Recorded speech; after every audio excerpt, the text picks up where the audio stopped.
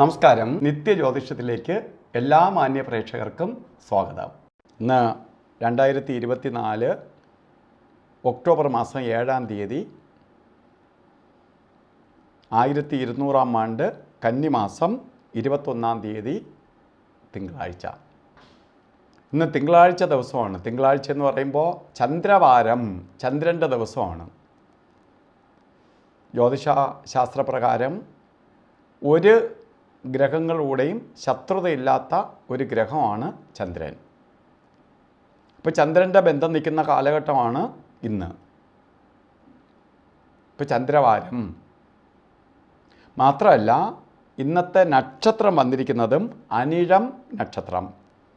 അനിഴം നക്ഷത്രം ശുഭനക്ഷത്രങ്ങളിൽ പെടുന്ന നക്ഷത്രമാണ്. അപ്പോൾ അനിഴം നക്ഷത്രം തിങ്കളാഴ്ച എല്ലാം കൊണ്ടും ഇന്നത്തെ ആഴ്ച ആരംഭം വളരെ ശോഭനമാണ്. ഒരു അവധിക്കൊക്കെ ശേഷം നമ്മളിന്ന് പുതു ആഴ്ച തുടങ്ങുകയാണ്. ഇന്ന് നല്ല ദിവസം, നല്ല നക്ഷത്രം. അപ്പോൾ ഇന്ന് ശുഭകാര്യങ്ങൾക്കെല്ലാം ധൈര്യമായിട്ട് ഇന്ന് പോയി ഓരോ കാര്യങ്ങൾക്ക് ചെയ്യാൻ അനുകൂലപ്രദമായ ദിവസമാണ്. അതുകൊണ്ട് ധൈര്യമായിട്ട് ഇറങ്ങണം. ഒരു കാര്യം ഇന്ന് പെൻഡിങ് വയ്ക്കരുത്.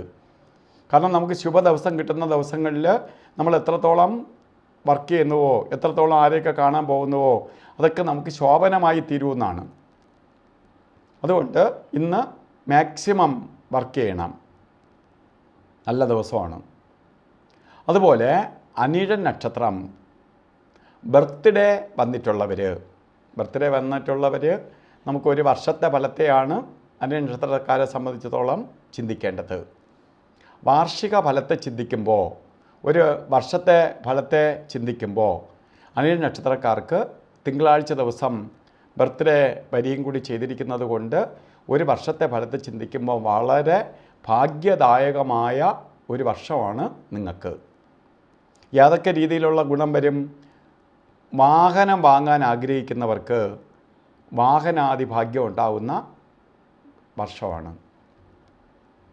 അതുപോലെ വീട് വയ്ക്കാൻ, കുറേ കാലമായിട്ട് എനിക്ക് വീട് വയ്ക്കണം അല്ലെങ്കിൽ വീട് വാങ്ങണം എന്ന് ചിന്തിച്ച് നടക്കുകയും അതിനുള്ള സാഹചര്യം ഒരുവങ്ങാതെ ഇരിക്കുന്നവർക്ക് അതിനുള്ള സാഹചര്യം ഉണ്ടാവും ഈ ഒരു വർഷം.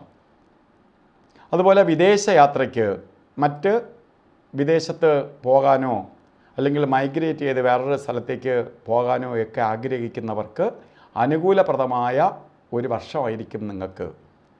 അപ്പോൾ മൊത്തത്തിൽ ഒരു സന്തോഷപ്രദമായ അവസ്ഥകൾ ഉണ്ടാവുന്ന ഒരു വർഷമാണ് എന്ന് നിങ്ങൾ അറിയുക. വളരെ നേട്ടത്തിൻ്റെ കാലഘട്ടം ഉള്ള ഒരു വർഷം തന്നെയാണ്. അപ്പോൾ ഇന്ന് ഓരോ കാര്യത്തിന് ഇറങ്ങുമ്പോൾ ഇന്ന് രാഹുകാല സമയം വരുന്നത് രാവിലെയാണ്. കണ്ടറിൽ 7:30 മണി മുതൽ 9 മണി വരെ ആണ് രാഹുകാല സമയം ഇട്ടിട്ടുണ്ട്. പക്ഷേ 7:30 മണിക്ക് രാഹുകാലം തുടങ്ങില്ല. 7:45 തുടങ്ങും. 9:15 വരെ ശരിക്കും രാഹുകാലമുണ്ട്. 7:30 തുടങ്ങത്തില്ല, 7:45 തുടങ്ങുകയുള്ളൂ. 9:15 വരെ ഉണ്ട്.